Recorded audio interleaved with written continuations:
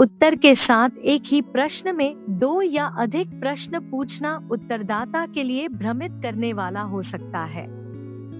एक ही प्रश्न के लिए एक समय में एक पहलू को ध्यान में रखते हुए प्रश्न के साथ विशिष्ट रहें। एक सवाल पूछा गया, आप हमारे उत्पाद की गुणवत्ता और वितरण से कितने संतुष्ट हैं? इसे आसानी से दो सरल प्रश्नों से बदला जा सकता है। आप हमारे उत्पाद की गुणवत्ता से कितने संतुष्ट हैं?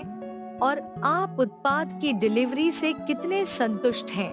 अलग अलग लोगों के लिए अलग अलग अर्थ या व्याख्या वाले शब्दों का उपयोग करने से भ्रम की स्थिति पैदा हो सकती है, जिससे डेटा तिरछा हो सकता है। प्रश्नों को तैयार करने के लिए स्पष्ट और सटीक भाषा का उपयोग करें।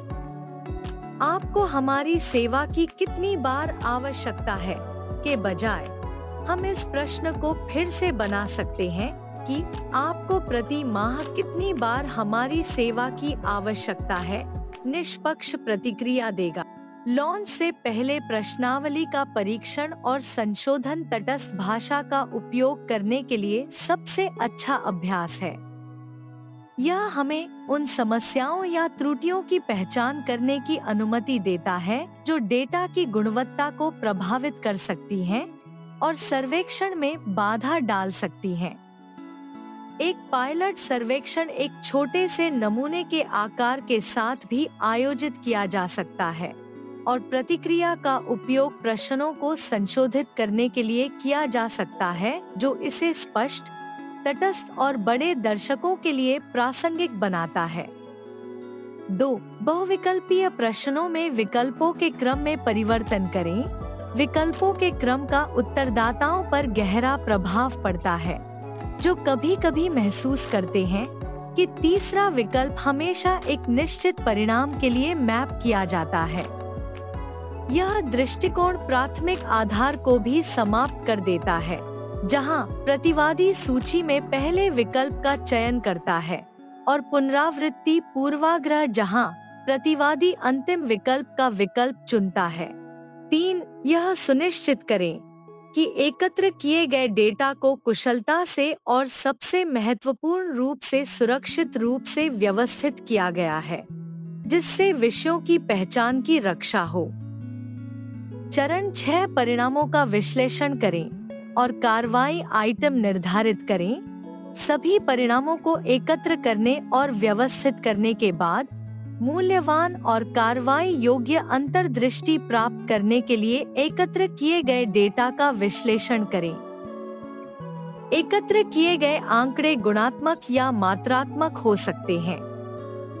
गुणात्मक डेटा के मामले में आप प्रतिक्रियाओं में पैटर्न का पता लगा सकते हैं ताकि उन्हें मात्रात्मक डेटा में परिवर्तित किया जा सके। एक बार डेटा प्राप्त करने के बाद उन्हें डेटा विजुअलाइजेशन तकनीकों का उपयोग करके उभरते रुझानों को प्रदर्शित करने वाले अभ्यावेदन के रूप में प्रस्तुत करें। यहाँ कुछ सामान्य डेटा विजुअलाइजेशन तकनीकों की सूची दी गई है। 1. Pie chart 2. Bar chart 3. Histogram 4. ऊष्मा मानचित्र 5. क्षेत्र चार्ट 6. Scatter plot 7. चित्रलेख चार्ट 8. नेटवर्क आरेख 9. सहसंबंध मैट्रिक्स।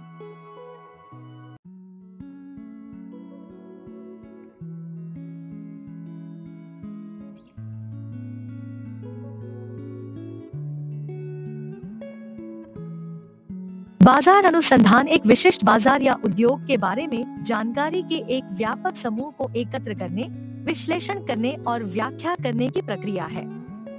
जब एक व्यावसायिक रणनीति के रूप में उपयोग किया जाता है, तो बाजार अनुसंधान स्टार्टअप्स को डेटा आधारित निष्कर्षों द्वारा समर्थित कार्रवाई योग्य निर्णय लेने में मदद करता है। बाजार अनुसंधान स्टार्टअप के अस्तित्व और उनकी निचली रेखा के लिए महत्वपूर्ण है, क्योंकि यह उत्पाद या सेवा अवधारणा और लक्षित दर्शकों के बीच संबंध को मजबूत करता है।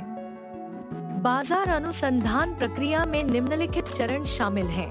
चरण 1, परिकल्पनाएं तैयार करें। ना आपके शोध का समग्र उद्देश्य या उद्देश्य, अर्थात आप अपने शोध के माध्यम से किन प्रश्नों का उत्तर देना चाहते। चरण 2, लक्षित बाजार और प्रतियोगियों की जांच और पहचान करें। ना अंतर्दृष्टि एकत्र करने की दृष्टि से लक्षित जनसांख्यिकी के माध्यम से अपने लक्षित बाजार और प्रतिस्पर्धियों को समझें। चरण 3, एक शोध विधि का चयन करें। ना एक बार जब आप अपनी परिकल्पनाएं बना लेते हैं और अपने लक्षित बाजार और प्रतिस्पर्धियों की पहचान कर लेते हैं, तो आपको यह निर्धारित करने की आवश्यकता होती है कि किस प्रकार का शोध करना है। चरण 4, शोध विषयों को सूचीबद्ध करें। ना प्राथमिक अनुसंधान करने के लिए अनुसंधान विषयों की भर्ती करें। मौखिक रूप से सोशल मीडिया पर अध्ययन को बढ़ावा देना, किसी तीसरे पक्ष की बाजार अनुसंधान कंपनी को काम पर रखना या ग्राहकों की तलाश करना।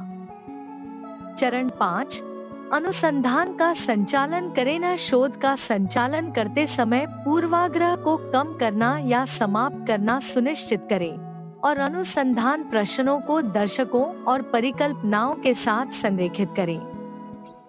इसके अलावा यह सुनिश्चित करने का प्रयास करें कि एकत्र किए गए डेटा को कुशलता से और सबसे महत्वपूर्ण रूप से सुरक्षित रूप से व्यवस्थित किया गया है, जिससे विषयों की पहचान की रक्षा की जा सके। चरण 6, परिणामों का विश्लेषण करें और कार्रवाई आइटम निर्धारित करें। ना मूल्यवान और कार्रवाई योग्य अंतर्दृष्टि प्राप्त करने के लिए एकत्र किए गए डेटा का विश्लेषण करें। उन्हें डेटा विजुअलाइजेशन तकनीकों का उपयोग करके उभरते रुझानों को प्रदर्शित करने वाले अभ्यावेदन के रूप में प्रस्तुत करें।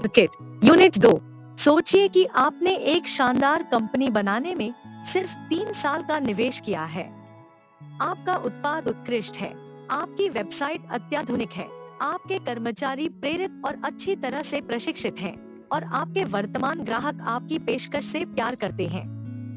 आप पैसे खो रहे हैं क्योंकि आपकी फर्म को बनाए रखने के लिए पर्याप्त ग्राहक नहीं है, जो समस्या है। यह एक भयानक स्थिति है, लेकिन ऐसा अक्सर होता है।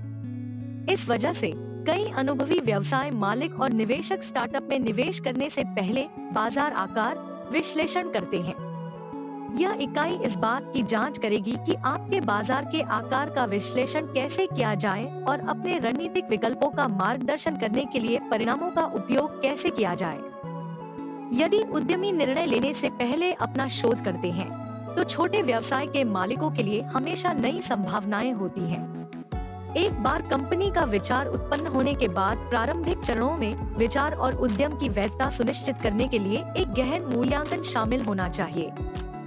किसी विचार का मूल्यांकन करते समय उसकी व्यावहारिकता, विशिष्टता, बाजार विश्लेषण और स्टार्टअप और परिचालन लागतों पर सावधानी पूर्वक विचार किया जाना चाहिए। विचार करने के बाद यह एक नई कंपनी शुरू करने का समय हो सकता है। व्यापक योजना एक शानदार विचार से एक सफल व्यवसाय शुरू करने के सबसे महत्वपूर्ण पहलुओं में से एक है। नियोजन यह सुनिश्चित करता है कि कोई विचार सही है और बाजार को देखते हुए ग्राहकों को सेवा या उत्पाद प्रदान करने के लिए आवश्यक प्रक्रियाएं संभव हैं। स्टार्टअप अक्सर अपना बाजार करते समय संक्षिप्त नाम TAM, SAM और SOM का उपयोग करते हैं। विभिन्न बाजार खंडों के लिए मानक संक्षिप्त नामों में TAM, SAM और SOM शामिल हैं। कुल उपलब्ध बाजार, जिसे TAM के रूप में भी जाना जाता है, एक वस्तु या सेवा के लिए कुल बाजार मांग को संदर्भित करता है। सेवा योग्य उपलब्ध बाजार, SAM कुल उपलब्ध बाजार, TAM का वह हिस्सा है जिसे आपके सामान और सेवाएं लक्षित कर रहे हैं और भौगोलिक रूप से सुलभ है। सेवा योग्य प्राप्य बाजार, SOM के रूप में भी जाना जाता है। सेवा योग्य उपलब्ध बाजार, SAM के क्षेत्र को संदर्भित करता है जो आपकी पहुंच के भीतर है। बाजार का आकार क्या है? बाजार का आकार एक निश्चित बाजार में किसी वस्तु या सेवा के लिए संभावित ग्राहकों की संख्या और उन बिक्री से संभावित राजस्व का योग है। कई कारणों से बाजार के आकार को निर्धारित करना और समझना महत्वपूर्ण है। सबसे पहले, व्यवसायों और संगठनों द्वारा किसी नए उद्यम, उत्पाद या सेवा के संभावित लाभ की गणना करने के लिए बाजार आकार का उपयोग किया जा सकता है। यह निर्णय लेने वालों को यह निर्धारित करने में सहायता करता है कि इसमें निवेश करना है या नहीं। जब आप अपने नए बाजार का परीक्षण करते हैं, तो अपने तरीके से महसूस करने के बजाय बाजार का आकार आपको यह अनुमान लगाने में मदद कर सकता है कि आपको किसी नए उत्पाद या सेवा को लॉन्च करने से पहले कितने लोगों को काम पर रखने की आवश्यकता हो सकती है। यदि आप शुरू से ही इसके बारे में जानते हैं, तो आप यह सुनिश्चित करने के लिए अपनी भर्ती रणनीति तैयार कर सकते हैं कि आपके पास आवश्यकता पड़ने पर उचित उम्मीदवार उपलब्ध हों। उदाहरण के लिए, यदि आप टूथब्रश बेच रहे हैं, तो आप अपने व्यापक बाजार अनुमान में लगभग सभी को शामिल कर सकते हैं। यह संख्या काफी अधिक है यदि उपभोक्ता अपने दंत चिकित्सक की सलाह का पालन करते हैं और सालाना 2 से 4 बार नए टूथब्रश खरीदते हैं। एक अच्छे वर्ष में पूरे संयुक्त राज्य अमेरिका में केवल 5.34 एम लेनदेन हो सकते हैं यदि आप घर बेच रहे हैं। बाजार विश्लेषण तकनीकें इस जानकारी को प्राप्त करने के कई तरीके हैं। श्रम ब्यूरो और जनगणना के पास डेटा का खजाना है और अधिकांश उद्योगों में संस्थागत संघ हैं जो इस तरह की जानकारी एकत्र करते हैं और बनाए रखते हैं।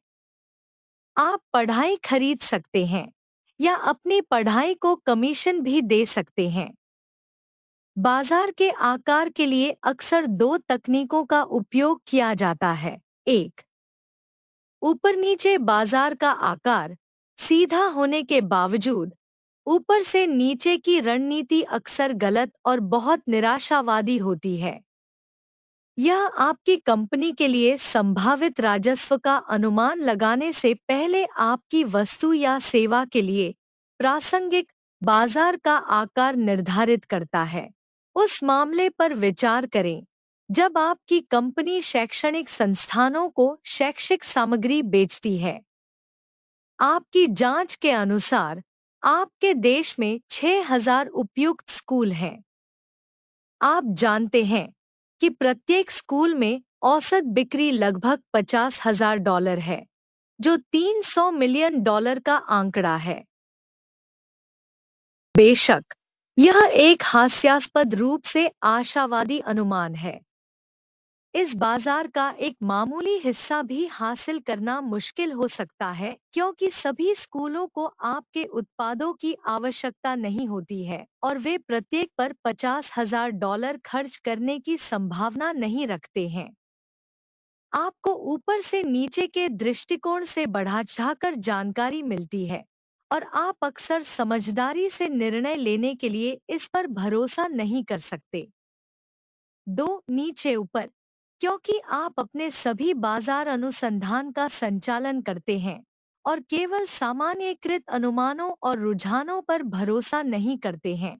यह विधि अक्सर ऊपर नीचे बाजार के आकार की तुलना में अधिक समय लेने वाली होती है। हालांकि आपको अपने बाजार की संभावनाओं का अधिक सटीक और यथार्थवादी मूल्यांकन प्राप्त होगा। बाजार के आकार की गणना करना। एक, अपने लक्षित दर्शकों को परिभाषित करें। ना अपने बाजार के आकार का अनुमान लगाने के लिए आपको अपने लक्षित बाजार की जनसांख्यिकी को समझना होगा। आपको उन लोगों के समूह की पहचान करनी चाहिए जिनके लिए आपकी पेशकश का उद्देश्य विशिष्ट रूप से किसी आवश्यकता को पूरा करना या किसी समस्या का समाधान करना है। इस बात पर भी विचार करें कि आप इन ग्राहकों से कैसे संपर्क कर सकते हैं।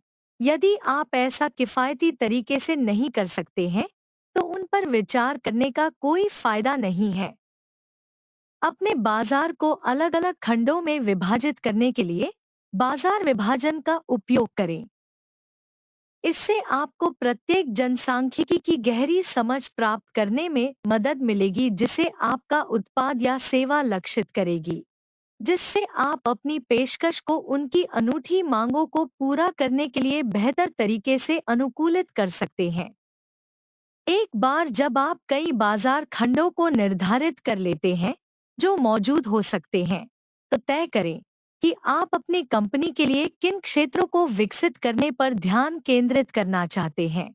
इंगित किए गए प्रत्येक खंड के लिए बाजार का आकार अब निर्धारित किया जाना चाहिए। व्यवसाय समूहों, डेटा प्रदाताओं, नागरिक संगठनों, स्थानीय और राज्य विकास कार्यालयों या व्यापार और वाणिज्य से संबंधित नियामक प्राधिकरणों से संपर्क करके अपने चुने हुए क्षेत्रों में संभावित ग्राहकों की एक सूची तैयार करें। बाजार अनुसंधान करें। ना बेशक आपके लक्षित बाजार का हर सदस्य आपके सामान को खरीदने में रुचि नहीं रखेगा। अगला कदम एक यथार्थवादी ब्याज अनुमान की गणना करना है। ऐसा करने की एक रणनीति प्रतिद्वंद्वी व्यवसायों पर ध्यान केंद्रित करना है जो एक ही ग्राहक आधार को पूरा करते हैं। वास्तव में उनकी बाजार हिस्सेदारी क्या है और उनकी तुलनीय वस्तुओं और सेवाओं की वार्षिक बिक्री क्या है। यदि आपके प्रतियोगी इसके लिए पूरी तरह से प्रतिबद्ध हैं, तो यह आपको संभावित बाजार के आकार को निर्धारित करने में मदद कर सकता है। हालांकि यदि वे अन्य क्षेत्रों पर भी ध्यान केंद्रित करते हैं या बड़े वाणिज्यिक संगठनों का हिस्सा हैं, तो इस जानकारी को प्राप्त करना लगभग असंभव हो सकता है।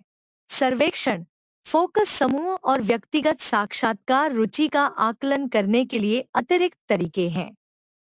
अपने लक्षित बाजार में उपभोक्ताओं या कंपनियों के एक बड़े नमूने से उनके बारे में पूछें, फिर अपनी पेशकश का वर्णन करें। आपका विश्लेषण आपके नमूने का आकार जितना बड़ा होगा उतना ही अधिक सटीक होगा।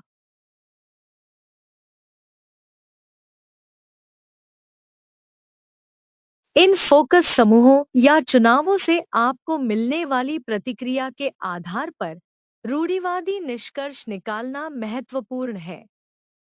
लोग अक्सर अलग अलग व्यवहार करते हुए एक बात कहते हैं। वास्तव में खरीदारी पूरी करने से पहले लोग अक्सर 2 बार सोचते हैं, और यह विशेष रूप से सच है यदि वित्त, रुचियां और बाजार की स्थितियां बदलती हैं। 3. संभावित बिक्री की गणना करें। अब आपके पास इस बात का अधिक सटीक अनुमान है कि आपके लक्षित बाजार में आपकी वस्तुएं या सेवाएं कितनी लोकप्रिय हो सकती हैं। इस जानकारी का उपयोग यह निर्धारित करने के लिए करें कि आपके उत्पाद में जोखिम और निवेश सार्थक है या नहीं। इसे पूरा करने के लिए प्राप्त जानकारी का उपयोग करके अपनी कंपनी का एक वित्तीय मॉडल बनाएं। आप इस पाठ्यक्रम में आगे नकदी प्रवाह पूर्वानुमान और वित्तीय मॉडल मॉडलिंग को शामिल करेंगे। अपने मॉडल के मौलिक परिसर का निर्धारण करें और फिर परिदृश्य विश्लेषण और मोंटे कार्लो विश्लेषण जैसे उपकरणों के साथ उनका परीक्षण करें। सारांश, अपने बाजार के आकार को जानना किसी भी स्टार्टअप व्यवसाय को शुरू करने का एक मौलिक घटक है। प्रत्येक व्यवसाय के स्वामी को यह समझना चाहिए कि इसकी गणना कैसे की जाती है और यह उनके लक्षित बाजार में संभावित राजस्व से कैसे जुड़ता है।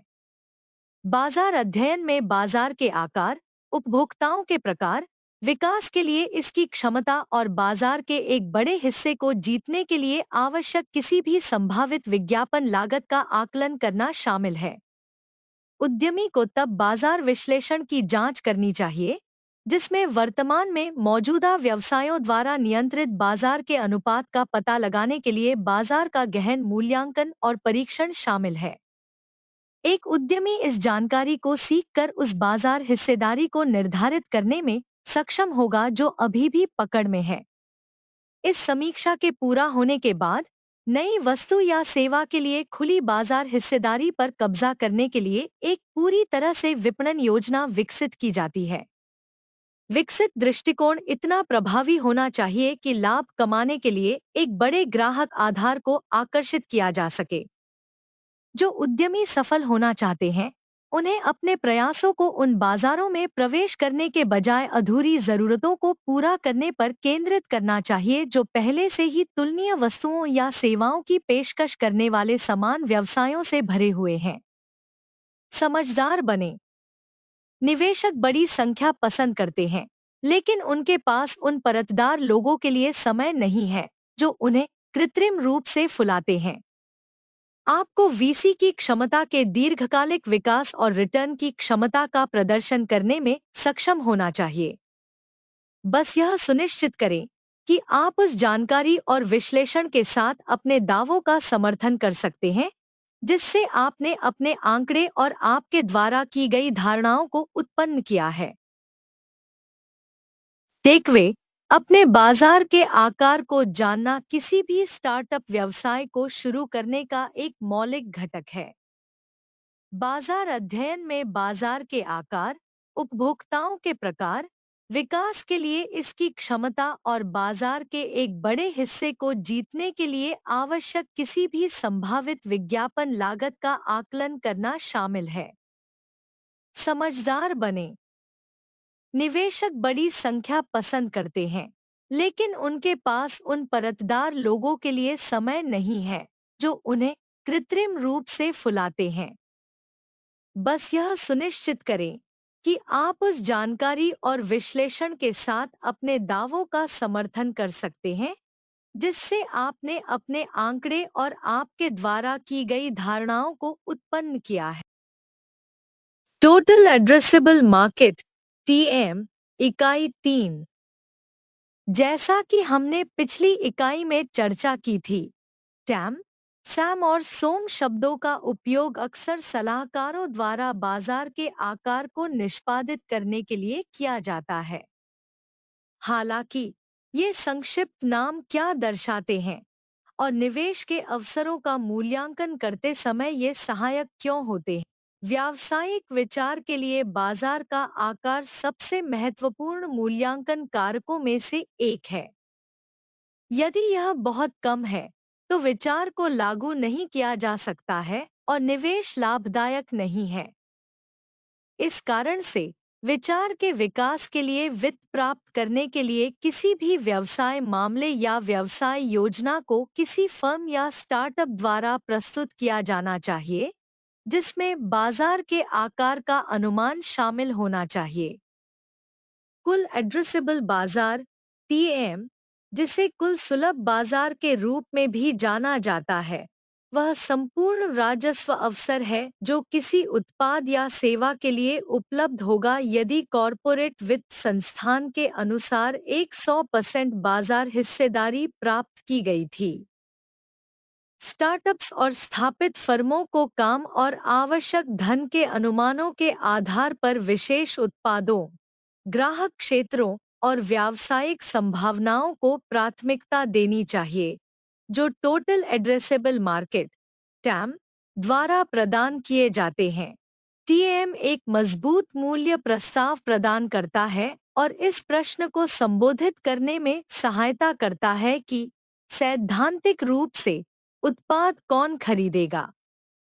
दूसरे शब्दों में, यह उस पूरी राशि को संदर्भित करता है जो एक व्यवसाय संभावित रूप से अर्जित कर सकता है यदि वह अपनी वस्तुओं या सेवाओं के लिए बाजार पर एकाधिकार का आनंद लेता है।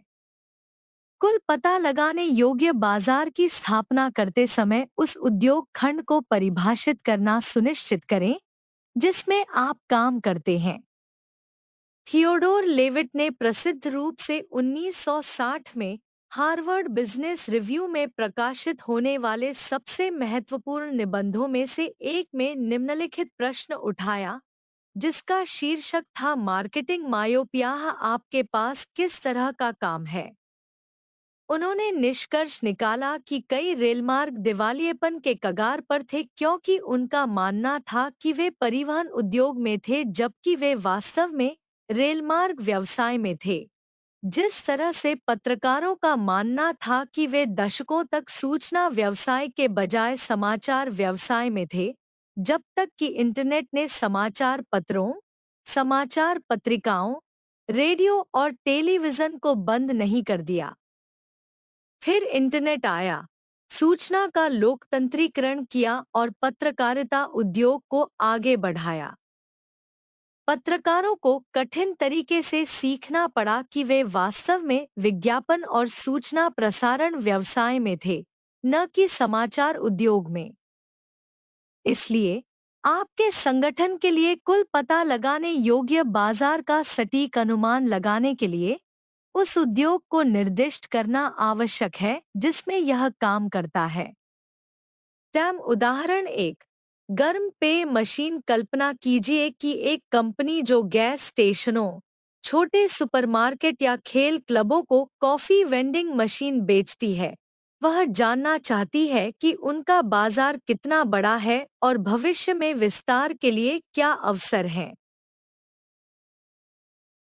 इन प्रतिष्ठानों के संरक्षकों के बीच कॉफी की मांग को समझना, जिसमें प्रतिष्ठानों की संख्या, संरक्षकों की संख्या और उन संरक्षकों का प्रतिशत शामिल है जो वहां रहते हुए कॉफी खरीदने की संभावना रखते हैं, सर्वड अवेलेबल मार्केट को निर्धारित करने के लिए आवश्यक है। टोटल अवेलेबल मार्केट में सभी संभावित पेय किस्में शामिल होंगी, जैसे गर्म और ठंडे पेय, साथ ही कई आउटलेट जहां से उन्हें खरीदा जा सकता है, जैसे कि कैफे, फास्ट फूड रेस्तरां, अन्य वेंडिंग मशीन, कोल्ड काउंटर आदि। उदाहरण 2, धातु के पेंच एक विकल्प के रूप में धातु के शिकंजा के एक निर्माता के बारे में सोचे जो व्यापार को ऑनलाइन बेचता है। कुल उपलब्ध बाजार में सभी प्रकार के फिक्सिंग, शिकंजा, नाखून, चिपकने वाले पदार्थ आदि शामिल हो सकते हैं। ऑनलाइन और ऑफलाइन खुदरा वितरण या निर्माता से प्रत्यक्ष सहित सभी चैनलों के माध्यम से उपलब्ध है, जबकि उनके सर्वड अवेलेबल मार्केट में ऑनलाइन चैनलों के माध्यम से तुलनीय उत्पादों की पेशकश करने वाले प्रतिद्वंद्वी पेंच आपूर्तिकर्ता शामिल होंगे।